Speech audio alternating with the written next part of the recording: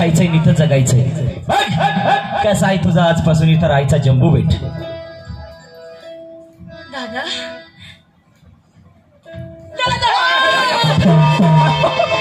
Direct दादा हा जम्बू बेट.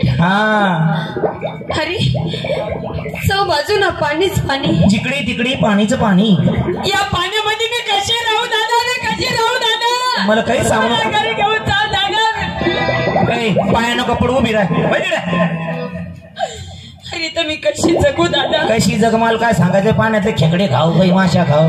अरे जाऊ बाजूला पाणीच पाणी. हा आणि मध्ये हा जम्बू बेट. या बेटावरती मी राहायचं. हो आजपासून इथंच राहायचंय तुला. दादा मला घरी घेऊन चाल दादा. मला भीती वाटते. भाई घरी घेऊन चाल. ते महाराज हागूस तर आणून मला घरी घेऊन चाल म्हणे. इथं थांब चाललो मी. असं काही हरकत नाही. जा चाललो. पण थांब पळू नको ना. एवढा घाई नको करू ना. हा सांग. पळत नाही मी. एवढा तापड नाही मी दादा. अरे जा जाऊ सांगतो दादा. घमंडी राजा माझा एक नेरो. काय अलकावतीने सांगितलं म्हणावं तुमच्याच पोटचा मुलगा तयार करणार. तोच मुलगा तुमच्या हातामध्ये हातकडी टाकणार आणि ती हातकडी सोडायला मी येणार. अजून चार्जिंग उतरेल नाही. काय हरकत नाही. एवढाच निरोप आहे ना. जा चालो जाऊन सांगतो. दादा एवढी नाव तरी इथं राहू दे दादा. नाव इथं राहू देऊ. बर हात सोडून पैसे नवनी करू राहिली बाई. म्या नाव इथं ठेवली असती पण म्या जायचं पुढं तो नावीत बसून यायचं माया माग. तुला का राजानं पाहिलं तर तू आखाजी मा गुढी पाडवा सगळंच करण महाराज. तू आखाजीची केळी तरी गार राहील पण मा तांब्यावर फटा 12 वाजे लोक तापवत राहील भाई. ते काही माहित नाही. नाव घेऊन चाललो. तू तुझं नशीब आता. काय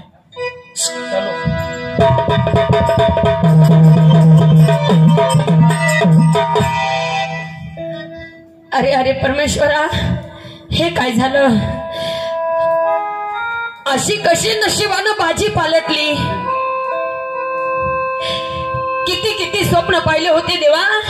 वाटलं होतं मी राजाची राणी झाली. मला कामधंदा करायची आता गरज राहिली नाही. बालपण माझं वनवासामध्ये गेलं पण आता मला सुखाचे दिवस आले. पण इथं सगळं वेगळंच घडलं पांडुरंगा.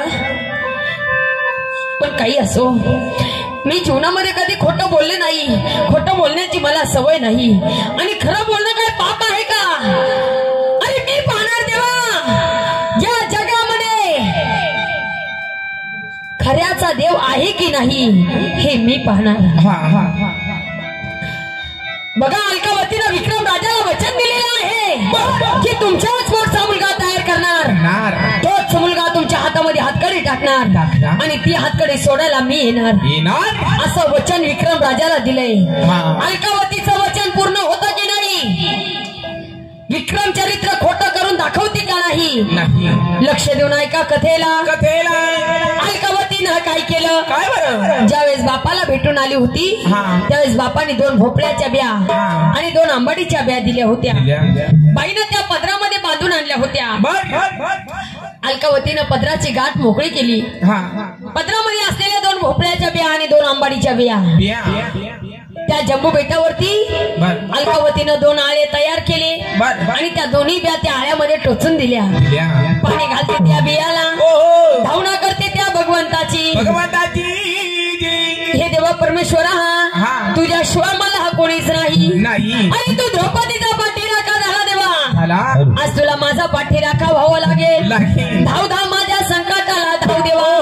आणि मला त्या विक्रम राजाला वचन पूर्ण करून दाखवायचंय तर मला तुझी साथ पाहिजे भगवंता. आव देव म्हणे द्रौपदीचं सत्व नडलंय ग.